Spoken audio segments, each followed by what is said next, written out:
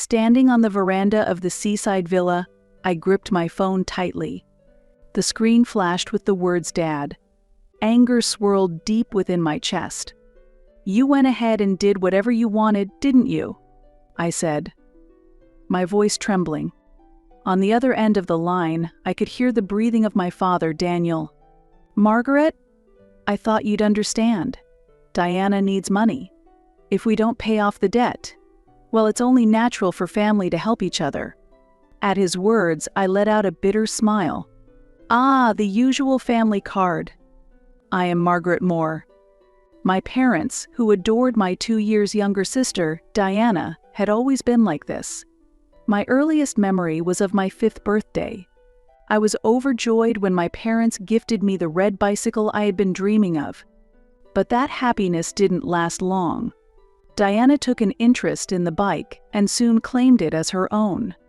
"Diana wants it, doesn't she? You're the big sister, so let her have it." In the end, the bike became Diana's. My small protest, but it was my birthday present, fell on deaf ears. When I entered elementary school, the same thing happened. The pencil case I received as a gift for starting school caught Diana's eye. Eventually, I was made to switch to a different one. "Diana is still young, so she wants what you have," my mother explained, always giving in to Diana's demands. Extracurricular activities were also all about Diana. When I expressed my desire to take swimming lessons, my parents immediately shut it down. We're spending money on Diana's piano lessons? Besides, Diana would feel lonely on her own. For Diana's activities, piano, ballet, painting, money was no object. Meanwhile, I wasn't allowed to do anything outside of school clubs. Whenever I finished my homework and wanted to go out to play, I was told, "Help Diana with her studies." Both of our parents attended Diana's school events, but when it came to mine, they always said, "We are too busy at work." Even when I came in first in a race during sports day, no one noticed because Diana had fallen and was crying. During an open school day, I gave a speech as class president, but my parents skipped it to attend Diana's event. When I was elected as a class representative in 6th grade, I didn't even bother telling my parents. I knew the conversation would just circle back to Diana. What stands out most in my memory was my 3rd year of high school. I worked tirelessly to get accepted into my first-choice university. But my parents' reaction was cold. "Oh, that's nice," my mother said indifferently. "I'm more interested in Diana's mock test results." That evening at dinner, my mother made all of Diana's favorite dishes. It was supposed to be a celebration of my achievement, but every topic revolved around Diana. No one shared in my efforts or joy. For Christmas, Diana always received expensive gifts, while I got practical items like stationery or clothes. Even the travel expenses for my club competitions were denied because the money was needed for Diana's piano lessons. Diana is sensitive. Diana is delicate. By the time I entered university, I had completely given up on my relationship with my family. It was during this time that I met Ken in the windsurfing club. I was a freshman and a total beginner, constantly at the mercy of the waves. Ken, on the other hand, was older than me and the captain of the club. On the first day of practice, I was thrown into the sea countless times. I swallowed salt water, and my eyes stung unbearably. Just as I was about to give up, Ken extended his hand to me. "Everyone starts like this," he said. I fell all day long when I was a freshman too. I cannot describe how much those words saved me. Up until then, I had rarely experienced kindness in the face of failure. One particularly memorable moment happened on the final day of our training camp. At dusk, I was alone, battling the waves. I hadn't managed to stand up even once that day, and this was my last chance. "Margaret, the wind is shifting," Ken shouted from the shore. The moment I heard his voice, everything suddenly became clear. The direction of the wind, the movement of the waves, the feel of the board. Before I knew it, I was standing on the waves. I did it. My teammates cheered. But the only thing I saw was Ken's beaming smile. "Don't tense up on the board," Ken gently advised me. "Feel the waves and move with them." For some reason, those words deeply resonated with me. No one had ever treated me with such care before. My parents always focused on Diana and showed little interest in my efforts or achievements. "Margaret, you've got talent," Ken told me. "Your intuition for reading waves is amazing." It wasn't just his technical guidance that drew me in. It was also his kindness and the occasional mischievous expressions he wore. A few months later, we started dating. When I graduated from university, we decided to turn our passion for marine sports into a business and started an import company. The people around us were against it. My parents, in particular, strongly opposed the idea. We worked tirelessly to raise the startup capital. I juggled 3 part-time jobs, while Ken borrowed money from his family. Our first office was a small apartment 30 minutes on foot from the nearest station. All the furniture, desks, cabinets was second-hand. "This is our starting line," Ken said with a laugh. And I laughed with him. Finding business partners was far more challenging than we had imagined. "You're too young. You have no track record." We were rejected time and time again. But we refused to give up. We attended marine sports tournaments, built relationships with athletes, and gradually earned their trust. Our turning point came when we met a small manufacturer in Australia. They had also just started their business and were looking to expand into the US market. Perhaps our passion resonated with them, and we managed to secure an exclusive distributor contract. The night we signed that contract, we celebrated in our office with a cheap bottle of sparkling wine. While snacking on canned appetizers, we talked about our future. Looking back now, that might have been the true beginning of our journey. "How do you plan to survive with such an unstable business?" my father asked. "Diana is struggling. So you need to help the family," my mother said, her mind still entirely consumed by Diana. My younger sister, Diana, had dropped out of university, hopped from one part-time job to another, and spent her days aimlessly having fun. Every time she racked up debts, my parents stepped in to clean up after her. They always defended her, calling her a poor child. In contrast, they placed strict demands on me. But Ken was different. He believed in my dreams and was ready to walk the path with me. "If it's us, we can make it happen," he said. With those words in my heart, we took one step at a time to grow our company. The business, which began in a small warehouse, is now recognized within the industry. And 5 years ago, we finally achieved our dream of owning a vacation home. We found this property shortly after we began searching. Perched on a hill surrounded by trees, it offered a breathtaking view of the ocean that instantly captivated us. "This is the one," Ken said, and I was thinking the same thing. My parents opposed it again. "It's unnecessary to spend so much money on such a luxury," they said. But their disapproval wasn't just about the expense. They still hadn't fully accepted my work. However, that didn't matter to me. This was the proof of the dream Ken and I had built together. On our first night at the vacation home, we sat on the deck, gazing at the starry sky. As we listened to the sound of the waves, Ken held my hand. "Margaret, let's grow old together here." Those words still warm my heart today. But everything started to crumble with a single phone call from my father.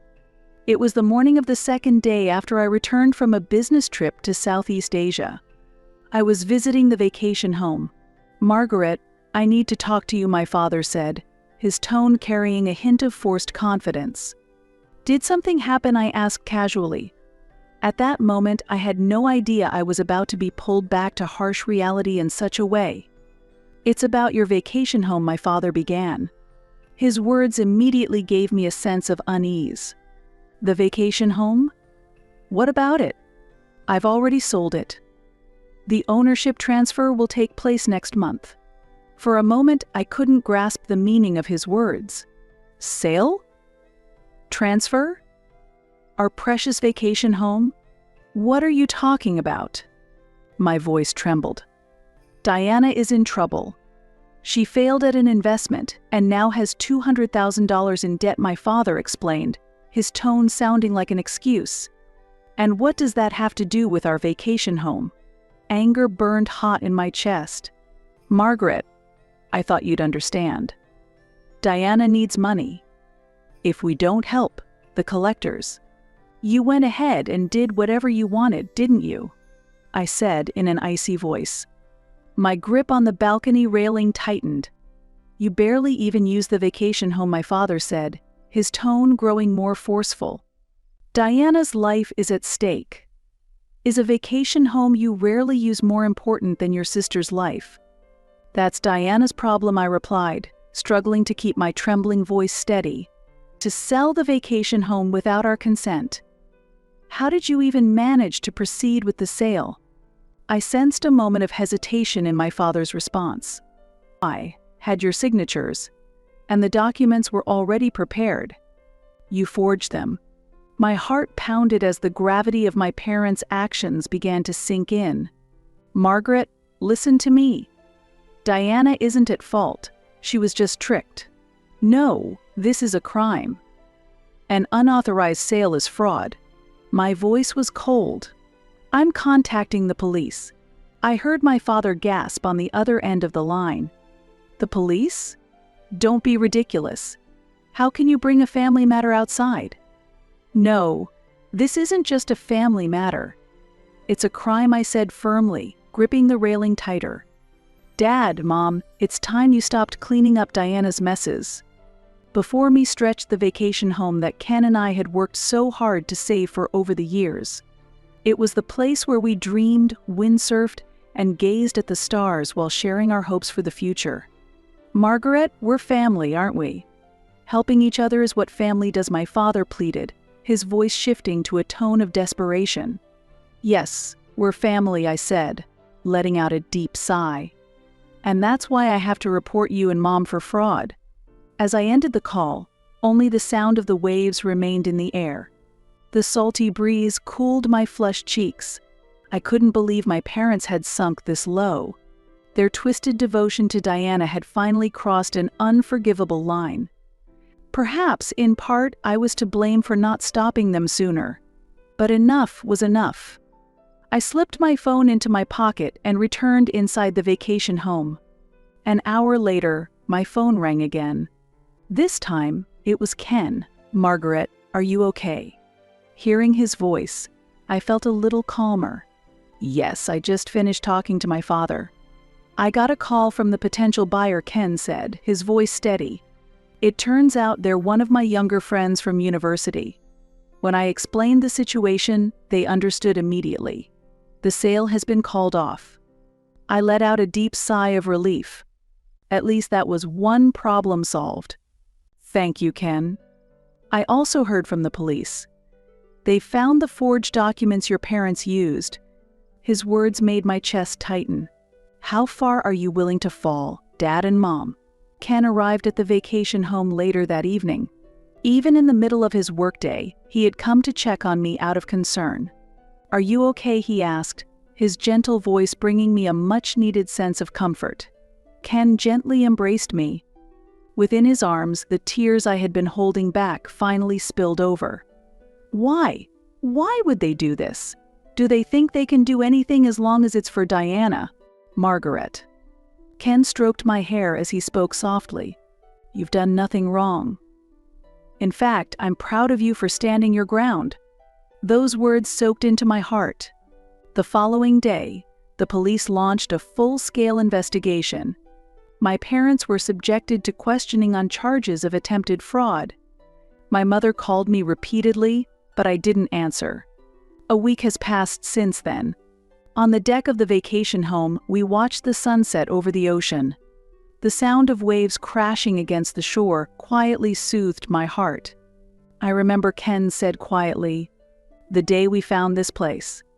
I remembered too. The day we toured the property, we decided on the spot. Though the house was old, fixing it up became part of our memories. We repainted the railings, replaced the floorboards, and renovated the kitchen. Every bit of work was done by the two of us. Sometimes we argued, But even those moments now feel nostalgic, Margaret Ken said, holding my hand. We're in this together. Whatever challenges come our way, we'll face them as a team. I nodded. My relationship with my parents may never return to what it once was. But that's okay. This is our life, our choices. And this seaside vacation home is the proof of our love. Meanwhile, the police investigation progressed steadily. As it unfolded, more details about my parents' actions came to light. They had known from the beginning that the property was jointly owned by Ken and me, yet they proceeded with the sale anyway. The forgery of documents was carefully planned. It was revealed that during their explanation to the prospective buyer, they provided false information. They had been preparing for this for 3 months. First, they forged my signature. Then, they skillfully imitated Ken's signature to falsify the agreement of sale. To the real estate agent, they lied, saying, "Our daughter and her partner are being relocated overseas and can no longer manage the property." The most shocking revelation was that my mother had spread rumors in the neighborhood. She claimed, "Margaret and her husband racked up debts and are forcing us to clean up after them." She was willing to tarnish her own daughter's reputation just to protect Diana. Diana got involved in a fraudulent investment scheme my mother reportedly confessed tearfully during the police questioning. It was supposed to be just $10,000 at first, but before we knew it, it had become $200,000. My parents had drained their savings and sold off land to cover the debt. Even that wasn't enough, so they tried to sell our vacation home to make up the difference. Diana isn't to blame, my mother insisted during questioning. She was just tricked. She's not as smart as Margaret. It was said that even the officer conducting the interrogation was left speechless by her words. My emotions were complicated. I could hardly believe my own parents had resorted to such actions. Then one day, Diana contacted me. "How could you do this, sis? Turning our parents over to the police is cruel."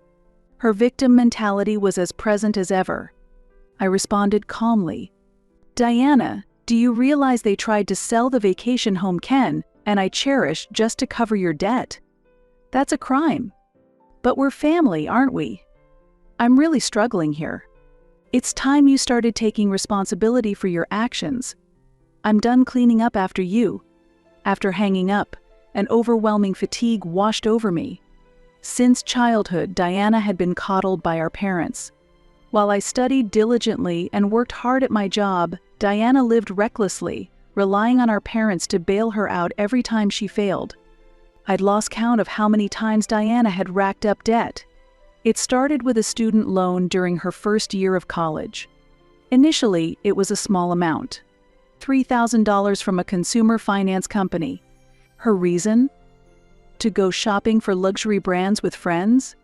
Instead of scolding her, my parents excused her behavior, saying, "She's just a young girl, it can't be helped," and paid off the debt immediately. 2 months later, we discovered she had misused her tuition money. It had been spent on trips with friends and new clothes. My father dipped into his savings to cover the $30,000 shortfall. Diana lacks life experience, they said. It's natural she doesn't understand the value of money. Rather than reprimand her, my parents defended her with excuses. In her 3rd year, Diana abruptly announced she was dropping out of college. Her reason? "I can't keep up with the classes." Shortly after, she began working part-time at a restaurant. There, she started dating a customer. Eventually, he introduced her to an investment scheme, and she lost $38,000. "You wouldn't understand, Margaret." "Because you're so smart," Diana said, glaring at me as if I were the problem. "He's the only one I have." My parents begged her to break up with him and managed to persuade her. But once again, they paid off her debt. Their retirement savings were nearly depleted. And now, this. Duped by another fraudulent investment scheme, Diana had accrued $200,000 in debt. This time, my parents had no means left to cover it. So they turned to selling our vacation home. They spoiled her too much, I had always pointed out. But my mother would shake her head. Diana is a fragile girl. We have to protect her. My parents' excessive devotion to Diana was destroying her. She lacked any sense of personal responsibility, repeating the same mistakes while insisting I'm the victim. When I decided to start my own business, my parents vehemently opposed it. You should just join a stable company, they said. You need to be responsible for Diana too. But I had already escaped from that curse. With Ken as my partner and supporter, I had begun to walk my own path. And yet my parents tried to take away the place that meant so much to us in the end. The total debt, as far as I knew, exceeded $400,000. Every time, my parents defended Diana as the poor girl and continued to clean up her messes. Diana isn't at fault. Society is just too harsh. You're lucky, Margaret, so you should help. Those words now echoed with bitter irony. In the end, my parents ruined Diana's life by spoiling her. And now, they were trying to destroy ours as well. Maybe they never really accepted what we do for a living, Ken said seriously. He was right. Their attempt to sell the vacation home was just an extension of their lack of understanding. Perhaps that's why they were able to decide so easily to get rid of something we cherished. But that's their problem, I said firmly. Our bond is something no one can break. Ken smiled gently. That smile always gave me strength. We had our own path. The memories etched into this vacation home were proof of that. As autumn deepened, the sea grew rougher little by little. We sat close together on the deck, watching the sunset over the ocean. My relationship with my parents and Diana would likely never return to what it once was. But that was my choice. The final report from the police arrived with the onset of winter. My parents were prosecuted and received a suspended sentence. I discarded their apology letters without reading them. Sometimes, forgiving only enables the repetition of wrongdoing. That was a lesson I had learned. A year has passed since then. According to a neighbor who spoke to my mother's friend, my parents are still struggling to repay their debts. After the fraudulent sale of the vacation home was exposed, my father had to resign from his job. My mother now juggles 3 part-time jobs. Early mornings at a warehouse, packing at a food factory during the day, and working the register at a 24-hour supermarket at night. I heard the Moores are having a tough time. I overheard a housewife gossiping near the supermarket register where my mother worked. She has lost so much weight. Their family home has already been sold, and my parents and Diana now live in a cheap apartment on the outskirts of town. Their retirement savings and all their funds were depleted, and they took on more debt to pay off Diana's. Margaret, can't you help your parents? Relatives called me multiple times with the same question. And every time I gave the same answer. They'll have to solve their problems on their own. Diana hasn't changed.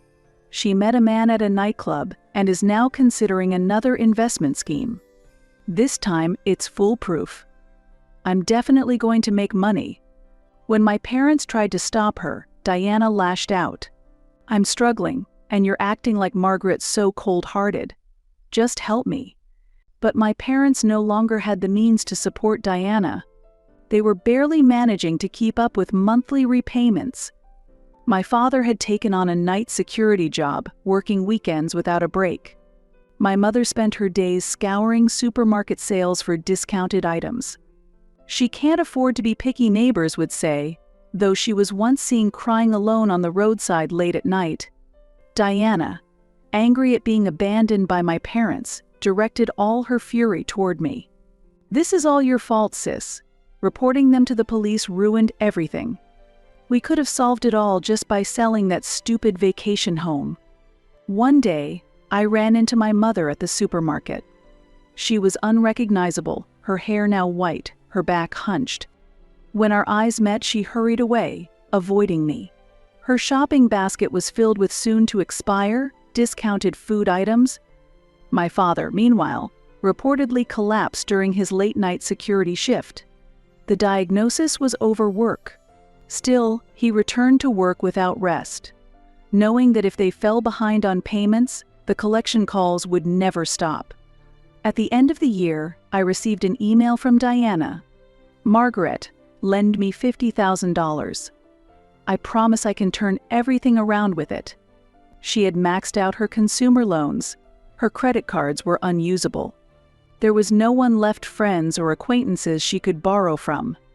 Cornered, Diana was turning to me for help. I didn't reply.